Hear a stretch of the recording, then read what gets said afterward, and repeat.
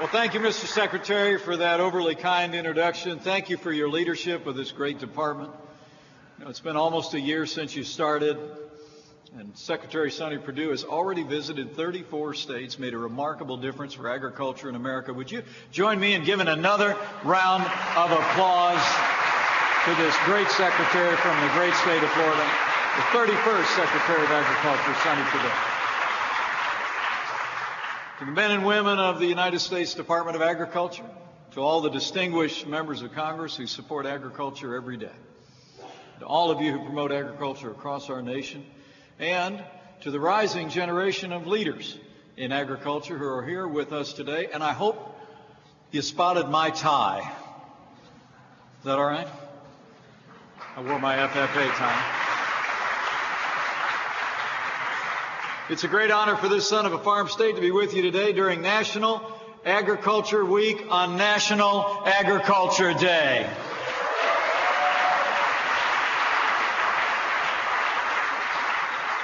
And I bring greetings from a great friend of our nation's farmers, producers, ranchers, and foresters, a man who's been fighting for American agriculture every single day since Inauguration Day. I bring greetings this morning from the 45th President of the United States of America, President Donald Trump.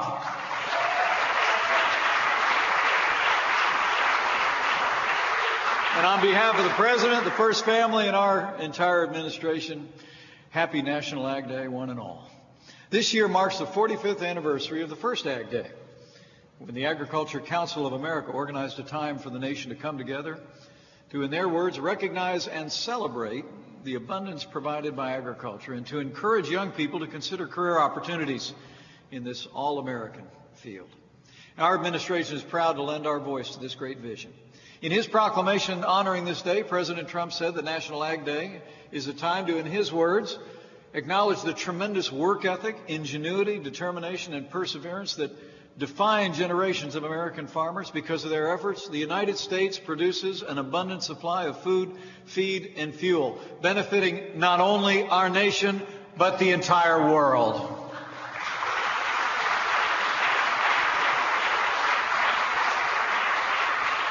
For my part, all my life, I've seen firsthand the difference made by men and women who work in agriculture. Now, I was raised in the heart of the heartland, in a small town in southern Indiana, with a cornfield in my backyard. It's still there to this day. And when I served in the Congress, I represented some of the best farmers in the world. We worked to advance their interest in my position on the House Agriculture Committee. And when I was governor of the Hoosier State, I like to say that in Indiana we did two things particularly well. We made things and we grew things. And things that grow can be found not just on the shelves and stores across the nation, but they've been scattered all across the wider world. And President Trump knows the truth. And I know the truth, and it's all of you know the truth as well. Agriculture is the essence of America, and it is the beating heart of a great nation. What you sow, our nation reaps. What you plant bears fruit for all across the world. And you know the dignity of a hard day's work. You model the grit that drives our nation forward, and people in agriculture always have. In a very real sense, you embody the virtues and the values that are at the root of American greatness. As President Trump has said, our nation was founded by farmers. Our independence was won by farmers. Our continent was tamed by farmers. Our armies have been fed by farmers and made of farmers. And throughout our history, farmers have always led the way, and farmers will always lead the way in America.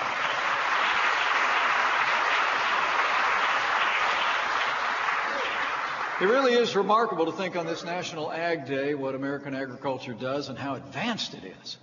America's farmers have long led the world in innovation and achievement. And as this group knows better than anyone, working in American agriculture today is a far cry from your grandfather's farm. In fact, today in America, we grow and produce here on Earth increasingly depends on the satellites and the technologies that we have circling the globe in outer space. Last summer, you might know that President Trump relaunched the National Space Council. He gave me the great honor of serving as chairman of it. Through the work of the council, I've seen the advances that we have made in space, but I've also seen how American agriculture today uses the technologies of today and tomorrow to increase productivity, maximize crop yields, and prepare for extreme weather events.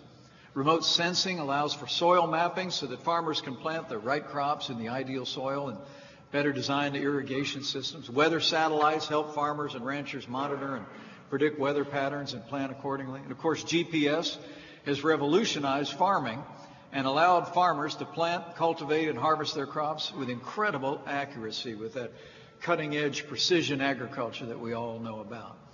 In countless other ways, our farmers, ranchers, producers, foresters, and researchers and engineers are enabling us to continue to feed ever more people using ever fewer resources, proving once again that agriculture is the field of the future. Let's give a round of applause to all the great innovators in American agriculture today.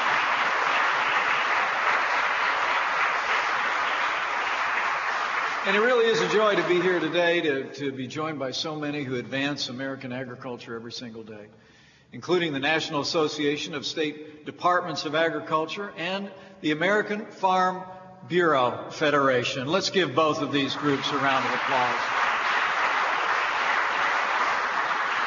And it's a special honor to be joined by organizations that are passing on the great traditions of American agriculture to the next generation of farmers, ranchers, scientists.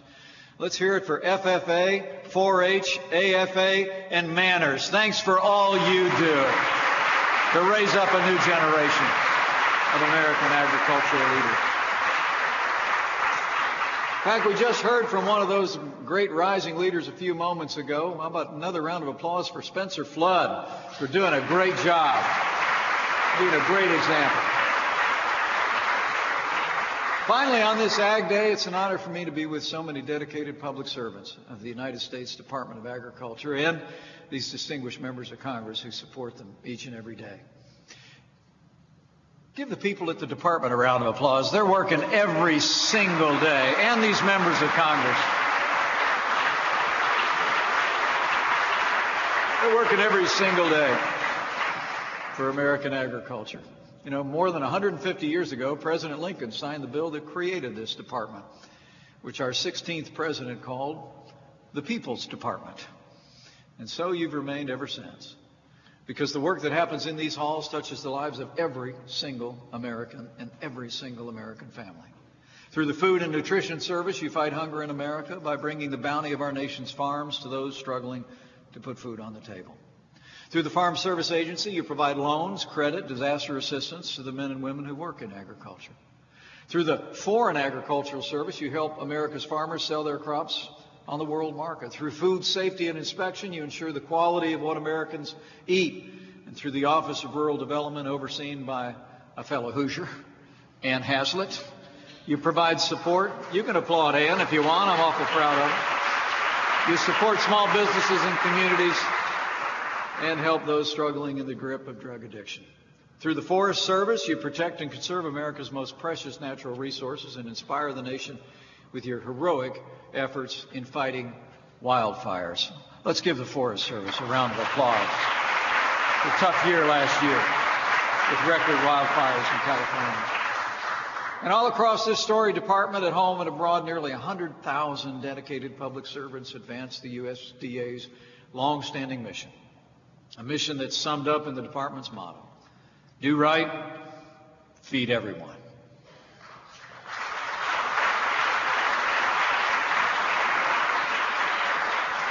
I promise you, President Trump and our entire administration, and frankly every American, are all grateful for what you do. We truly, truly are. But I'm not just here to say thanks on this National Ag Day. I'm here today on President Trump's behalf to assure all of you that we're going to continue fighting every single day for the prosperity and opportunity and future of American agriculture. As you all well know, as I stand before you today, it's been a challenging time for America's farmers and ranchers in recent years. Since 2013, net farm income has been cut in half. Today, the majority of American farm households are turning to non-farm work in order just to get the bills paid. And an average of 82% of income earned by farm households this year is expected to come from off-farm work. That's why, since day one of this administration, President Trump and our entire team have been working tirelessly to stand with our nation's farmers, producers, ranchers, and foresters, and everyone involved in agriculture. As the President has said in his words, in every decision we make, we are honoring and supporting America's proud farming legacy. And I promise you, we always will. But you know, it's not just been words, it's been deeds. President Trump has been busy since the outset of this administration, rolling back the heavy hand of government, which particularly puts a burden on people that farm the land. In fact, this president has repealed 22 federal regulations for every new federal rule put on the books. He's actually canceled or delayed more than 1,500 planned rules, more than any president in American history. The president took decisive action last year to repeal the disastrous Waters of the United States rule to ensure that farmers and ranchers and every American can control the land that they possess and develop. The truth is that freedom to farm, the ability to manage the land and be stewards of the land is at the heart of how we feed our nation, grow our economy, and create jobs. But you know, it's not just been about rolling back federal regulations. Nearly 3 months ago, as all of you may have noticed, with the strong support of these Republicans in the Congress, President Trump won a major victory for our nation's agriculture when he signed into law the largest tax cuts and tax reform in American history.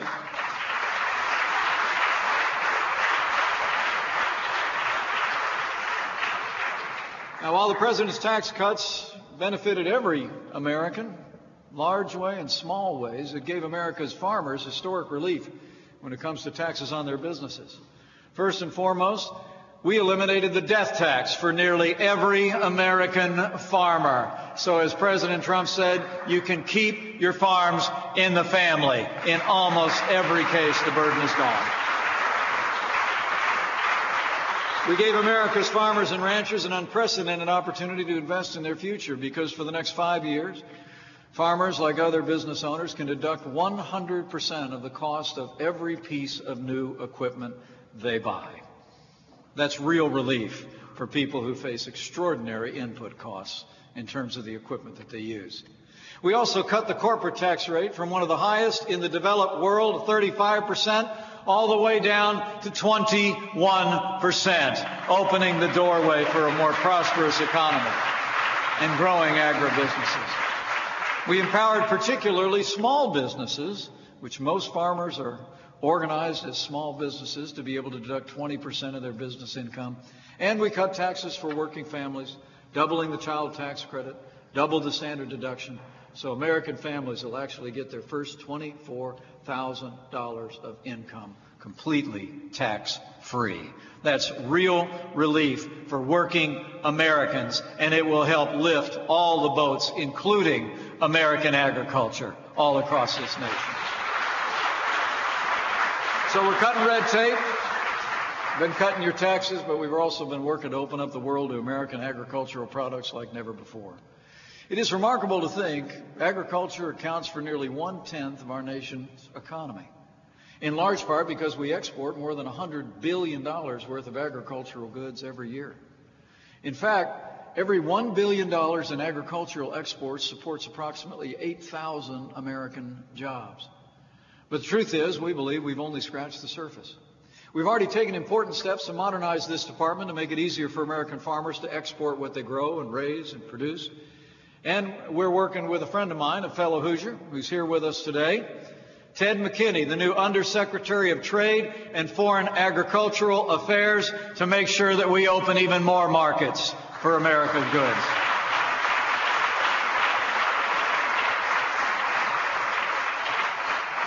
I'm proud of the whole department, but I love mentioning these Hoosiers to you. I really do. You know, and President Trump's also working with the USDA and members of our administration to renegotiate existing trade agreements and reach new and better deals for the American people, American business, and American farmers. Deals that will bring a bounty to our farms and ranches and forests at every corner of the world. Last year alone, we reached an agreement to expand American rough rice exports to Colombia.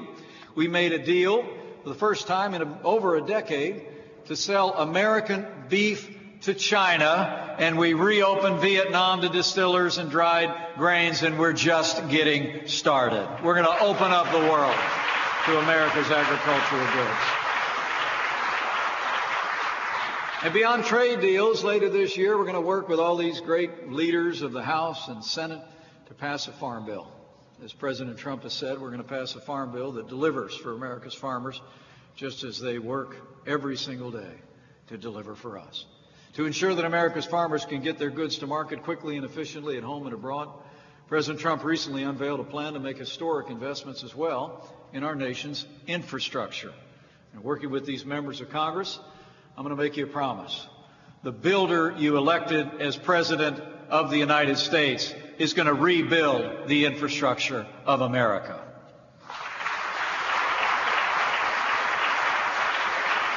Just over 2 months ago, the President took an important step to strengthen our infrastructure when he signed an executive order that will bring high-speed broadband internet to our nation's most rural areas, a critical advance benefiting farmers and smaller communities.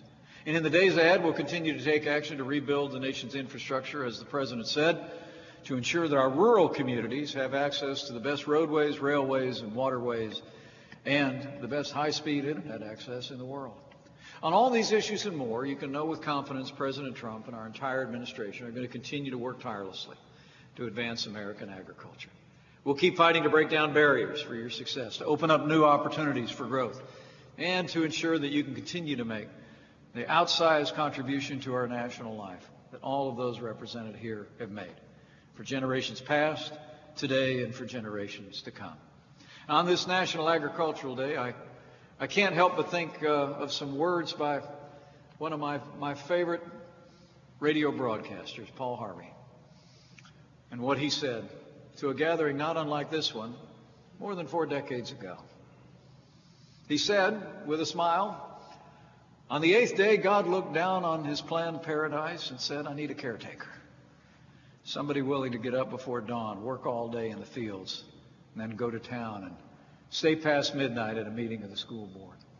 Somebody who'd plow deep and straight and not cut corners. Somebody to seed and weed and feed and breed and rake and disc and plow and plant. Somebody who would bale a family together with the soft, strong bonds of sharing, who would laugh and then sigh and then reply with smiling eyes when his son says that he wants to spend his life doing what Dad does. So God made a farmer."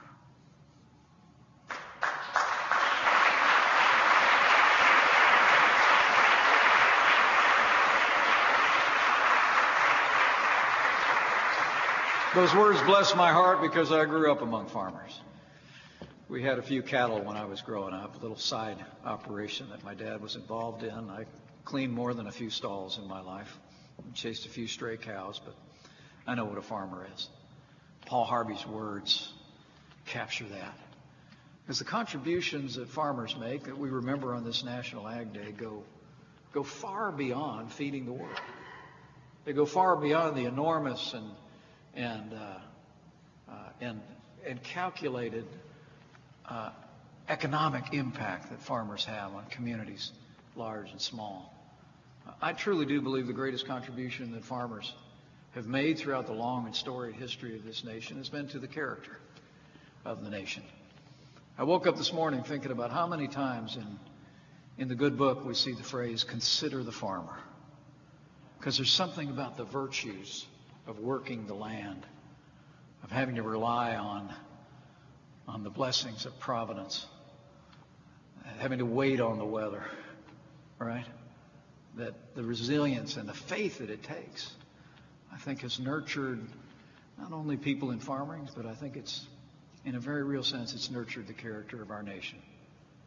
So as I close, I just want to thank all of you from my heart and from the hearts of the American people. To all of you who work in agriculture, whose labor and life's work can be found in the food that we eat, and so much more in the character of the nation, just thank you on this National Ag Day. To all of you who support our farmers, our producers, our ranchers, our foresters, through the work done in this department and through private organizations so well represented here today, thank you for what you do every day. And to all of you who are even now considering a career in agriculture, and to all who made the choice to work in this quintessentially American field, thanks for believing in America's agricultural future. We need more like you. And as you prepare to all walk this path, particularly the youngsters among us, I'm just going to pray that you do so with confidence and with faith, that God will continue to do as He's done throughout our nation's history, that He'll send rain on your land in season, that He'll bless all the work of your hands.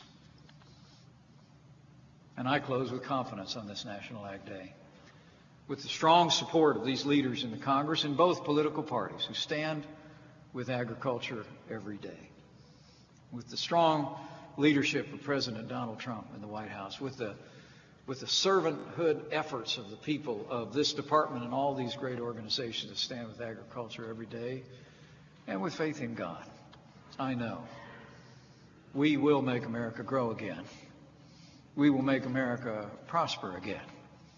And to adjust a phrase, we will make American agriculture great again. Thank you very much. And God bless you. God bless the work of this great department, and God bless the United States of America and all of our partners.